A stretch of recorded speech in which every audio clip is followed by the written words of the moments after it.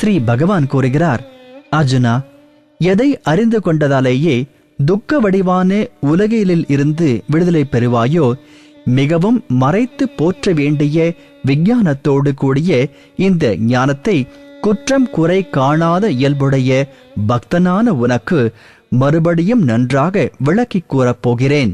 இந்த விஞ்ஞானத்துடன் கூடிய ஞானம் அனைத்து வித்தைகளுக்கும் அரசு மறைத்து போற்றப்பட வேண்டியவற்றில் சிறந்தது, மிக புனிதமானது, மிகச் சிறந்தது, கண்கூடாக உணர்தற்குரியது, தர்ம நெறிக்கு உட்பட்டது, கடைபிடிப்பதற்கு மிகவும் எளிதானது, மேலும் அழிவற்றது. எதிரிகளை வாட்டுபவனே, மேலே கூறப்பட்ட தர்மத்தினுடைய சிறப்பில் நம்பிக்கையற்ற மனிதர்கள் என்னை அடையாமல் மரண வடிவான சம்சார சக்கரத்தில் சுற்றி கொண்டே இருக்கிறார்கள். உருவமற்ற பரமாத்மாவான என்னால் இந்த அனைத்து உலகமும் பனிக்கட்டியில் நீர் போல நிறைந்துள்ளது. எல்லா உயிரினங்களும் என்னுடைய சங்கல்பத்தின் பலத்தினால் நிலை பெற்றுள்ளன. ஆனால் உண்மையில் நான் இவற்றில் நிலை பெற்றிருக்கவில்லை. அந்த சராசரங்கள் அனைத்தும் என்னுள் இருப்பவை அல்ல. என்னுடைய ஈஸ்வரத்தன்மை உடைய யோக சக்தியை பார். அனைத்து உயிரினங்களையும் தாங்குகின்றவனும் உண்டாக்குகின்றவனுமாக இருந்த போதிலும் என்னுடைய ஆத்மா உண்மையில் உயிரினங்களில் நிலை பெற்று இருப்பதில்லை. எங்கும் வீசுகின்ற பெருங்காற்று எவ்வாறு ஆகாயத்தில் எப்பொழுதும் உள்ளதோ அவ்வாறே எல்லா உயிரினங்களும் என் சங்கல்பத்தில் உண்டாவதால் என்னிடம் உள்ளன என்று அறிந்து கொள். குந்தியின் மைந்தனே அர்ஜுனா, எல்லா உயிரினங்களும் கல்பங்களின் முடிவில் என்னுடைய பிரகிருதியை அடைகின்றன. அவற்றை கல்பத்தின் ஆரம்பத்தில் நான் திரும்பவும் தோன்றச் செய்கிறேன்.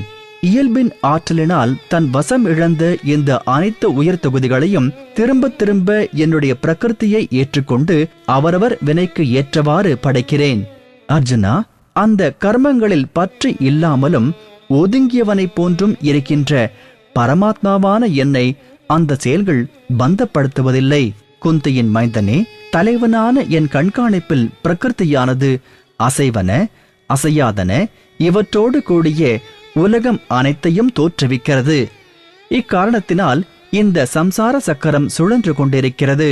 என்னுடைய மேலான இயல்பை அறியாதவர்களான அறிவிலிகள் மனிதனுடைய உடலை தாங்கிக் கொண்டிருக்கும் உயிரினங்கள் அனைத்திற்கும் தலைவனான என்னை அற்பமாக நினைக்கிறார்கள், அதாவது அவமதிக்கிறார்கள். வீணான ஆசை உடையவர்களும் பயனற்ற செயல்களை செய்பவர்களும் வீணான அறிவு உடையவர்களுமான உறுதியற்ற மனமுடைய அறிவிலிகள் அரக்கத்தன்மையையும் அசுரத்தன்மையையும் மோகத்திற்கு வசப்பட்டு துன்புறுத்துவது ஆகிய இயல்பையே சார்ந்துள்ளார்கள்.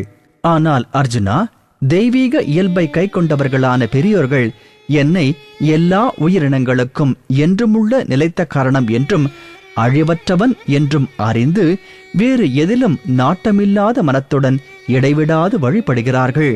உறுதியான நிச்சயம் கொண்ட பக்தர்கள் இடைவிடாது என்னுடைய நாமங்களையும் குணங்களையும் கீர்த்தனம் செய்து கொண்டும் என்னை பெரும் முயற்சியில் ஈடுபட்டு கொண்டும் என்னை திரும்ப திரும்ப வணங்கிக் கொண்டும் எப்பொழுதும் என்னுடைய தியானத்திலேயே நிலைத்து இருந்தும் வேறொன்றிலும் நாட்டம் இல்லாத அன்புடன் என்னை வழிபடுகிறார்கள். வேறு சில ஞான யோகிகள் நிர்குணமான உருவமற்ற பிரம்மமான என்னை ஞான யஜ்ஞத்தினால் தான் வேறு என்ற எண்ணம் இல்லாமல் ஒன்றிய பாவத்தோடு வழிபட்டு கொண்டும் மற்றும் சிலர் பல தோற்றங்களில் விளங்கும் விராட் ஸ்வரூபம் கொண்ட பரமேஸ்வரனான என்னை தன்னிலும் வேறாக எண்ணையும் வழிபடுகிறார்கள். கிரதவும் நானே, யஜ்யமும் நானே, பித்ரு யஜ்யமான சிராதமும் நானே, ஹோம திரவியங்களும் மூலிகைகளும் நானே, வைதீக கர்மங்களில் ஓதப்படும் மந்திரமும் நானே, நெய்யும் நானே, அக்னியும் நானே, ஹோமம் என்ற செயலும் நானேதான். இந்த உலகம் அனைத்தையும் தாங்குபவனும் கர்மங்களுக்கு பயன் அளிப்பவனும் தந்தையும் தாயும் பாட்டனாரும் அறியத்தக்கவனும் புனிதமானவனும் ஓங்காரமும் ருக் சாம யஜுர் என்ற 3 வேதங்களும் நானேதான்.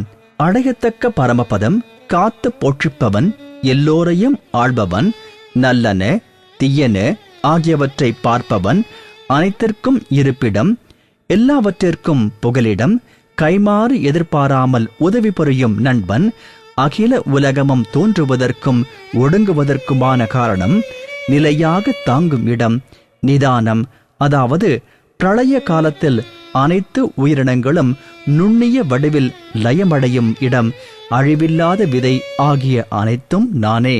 நான் தான் சூரியனுடைய வடிவில் வெப்பம் அளிக்கிறேன். மழையை உள்ளிழுத்து தடுத்து நிறுத்துகிறேன், பொழியவும் செய்கிறேன். அர்ஜுனா, நானே இரவா பெருநிலையும் ஆவேன். படைத்தவற்றை அழிக்கும் மகா காலனும் நானே ஆவேன். அழியாததும் அழியக்கூடியதும் எல்லாமே நான்தான். 3 வேதங்களிலும் வர்ணிக்கப்பட்டுள்ள முறைகளின்படி பயனை நல்கக்கூடிய கர்மங்களை செய்து யாகத்தில் சோமம் என்ற இரட்சத்தை அருந்தி பாவங்கள் அகன்று தூய்மை பெற்றவர்கள் என்னை யாகங்களால் உபாசித்து ஸ்வர்கலோகம் அடைவதை வேண்டுகிறார்கள். அவர்கள் புண்ணியத்தின் பயன் வடிவான அமரர் உலகை அடைந்து ஸ்வர்க்கத்தில் தெய்வீகமான தேவதைகள் அனுபவிக்கும் போகங்களை அனுபவிக்கிறார்கள். அவர்கள் அந்த பறந்து விரிந்துள்ள ஸ்வர்கலோக சுகத்தை அனுபவித்துவிட்டு புண்ணியம் தீர்ந்து போனவுடன் இறப்புக்கு உரியதான மண்ணுலகை அடைகிறார்கள். இவ்வாறு சொர்க்கத்தை அடைவதற்கு சாதனமானவையும் 3 வேதங்களில் கூறப்பட்டவையும் பயனை நல்கக்கூடியவையுமான கர்மங்களை சார்ந்திருக்கின்ற போகத்தில் பற்றுள்ளவர்கள் திரும்ப திரும்ப பிறந்து இறத்தலை அடைகிறார்கள். அதாவது புண்ணியத்தினால் ஸ்வர்க்கத்தையும் புண்ணியம் தீர்ந்து போவதால் மறுபடியும் மண்ணுலகையும் அடைகிறார்கள். வேறு எதிலும் நாட்டம் இல்லாது பகவான் ஒருவரிடமே அனன்ய பிரேமை கொண்டவர்களான எந்த பக்தர்கள் பரமேஸ்வரனான என்னை தியானித்துக் கொண்டு எவ்வித பயனையும் எதிர்பார்க்காமல் உபாசிக்கின்றனரோ, இடைவிடாது என்னையே நினைத்துக் கொண்டிருக்கின்ற அவர்களுடைய யோகக்ஷேமத்தை நான் அடையச் செய்கிறேன். அர்ஜுனா, பயனை எதிர்பார்ப்பவர்களான எந்த பக்தர்கள் ஸ்ரத்தையோடு கூடியவர்களாக இருந்த போதிலும் மற்ற தேவதைகளை வழிபடுகிறார்களோ அவர்களும் என்னையே வழிபடுகிறார்கள். ஆனால் அவர்களுடைய வழிபாடு விதிமுறைகள் படி உள்ளது அன்று. ஏனெனில் எல்லா யாகங்களையும் ஏற்றுக்கொள்பவனும் தேவர்களை அடக்கி ஆளும் மகேஸ்வரனும் நானே. ஆனால் அவர்கள் பரமாத்மாவான என்னை இந்த தத்துவ ரீதியில் அறிவதில்லை. ஆகியால் வீழ்ச்சி அடைகிறார்கள், மீண்டும் பிறவியை அடைகிறார்கள். தேவதைகளை வழிபடுபவர்கள் தேவதைகளை அடைகிறார்கள். பித்ருக்களை வழிபடுபவர்கள் பித்ருக்களை அடைகிறார்கள். பூதங்களை வழிபடுபவர்கள் பூதங்களை அடைகிறார்கள். ஆனால் என்னை வழிபடுபவர்கள் என்னையே அடைகிறார்கள். ஆகவே என் பக்தர்களுக்கு மறுபிறவி கிடையாது. எவன் பக்தியோடு எனக்கு இலை, மலர், பழம், நீர் முதலியவற்றை அர்ப்பணம் செய்கிறானோ, தூய புத்தியுடன் பயனை எதிர்பார்க்காமல் பிரேமை நிறைந்த அந்த பக்தனுடைய பக்தியுடன் அர்ப்பணம் செய்யப்பட்ட காணிக்கையான அதை நான் அருந்துகிறேன். குந்தியின் மைந்தனே, எந்த கர்மத்தை செய்கிறாயோ, எதை உண்கிறாயோ, எதை ஹோமம் செய்கிறாயோ, எதை தானம் அளிக்கிறாயோ, எந்த தவத்தை செய்கிறாயோ அவை அனைத்தையும் எனக்கு அர்ப்பணம் செய்துவிடு. இவ்வாறு செய்வது அனைத்தையும் பகவானுக்கே அர்ப்பணம் செய்வதாகிய சந்நியாச யோகத்தில் ஈடுபட்ட மனத்துடைய நீ நல்லதும் தீயதுமான பயன்களாகிய கர்மங்களின் கட்டுக்களிலிருந்து விடுபடுவாய். அவ்வாறு விடுபட்டு என்னையே அடைந்து விடுவாய். எல்லா உயிரினங்களிலும் நான் ஒரே சமமாக நிறைந்துள்ளேன். எனக்கு வெறுக்கத்தக்கவன் இல்லை, வேண்டியவன் இல்லை.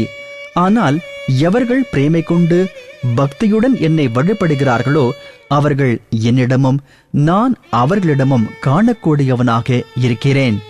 மிகவும் தீய நடத்தை உள்ளவன் ஆனாலும் வேறு எதிலும் நாட்டமின்றி என் பக்தனாகி என்னை வழிபடுவானே ஆனால் அவன் சாது என்றே கருதப்படத்தக்கவன். ஏனெனில் அவன் பகவானை பூஜிப்பதை காட்டிலும் சிறந்தது வேறு இல்லை என்ற நல்ல தீர்மானத்திற்கு வந்தவன். அவன் விரைவிலேயே தர்மாத்மாவாக ஆகிறான், நிலையான அமைதியை அடைகிறான். அர்ஜுனா, என்னுடைய பக்தன் அழிவதில்லை என்ற சத்தியத்தை உறுதியாக அறிந்து கொள். ஏனெனில் அர்ஜுனா, பெண்கள், வைசியர்கள், 4ஆம் வர்ணத்தவர்கள், அவ்வாறே சண்டாளர் முதலிய இழிந்த பிறவி அடைந்தவர்கள் எவர்களாக இருந்தாலும் அவர்களும் என்னையே தஞ்சமடைந்து மேலான பெரும் பேரான மோட்சத்தை அடைகிறார்கள். புனிதமான இயல்பு வாய்ந்த பிராமணர்கள் அவ்வாறே ராஜரிஷிகள் ஆகிய பக்தர்கள் என்னை சரண் அடைந்து பரமகதியை அடைகிறார்கள் என்பதில் சொல்வதற்கு என்ன உள்ளது? ஆகையால் சுகம் இல்லாததும் நிலை இல்லாததுமான இந்த மனித உடலை அடைந்த நீ எப்பொழுதும் என்னை வழிபடுவாயாக. என்னிடமே மனம் நிலை பெற்றுள்ளவனாக ஆகிவிடு. என் பக்தனாக ஆகிவிடு. என்னை பூஜிப்பவனாக ஆகிவிடு. என்னை வணங்கு. இவ்விதம் மனம் புலன்களோடு கூடிய உடலை என்னிடம் ஈடுபடுத்தி என்னையே அடையத்தக்க ஒரு புகழாக கொண்டு என்னையே அடைவாயாக.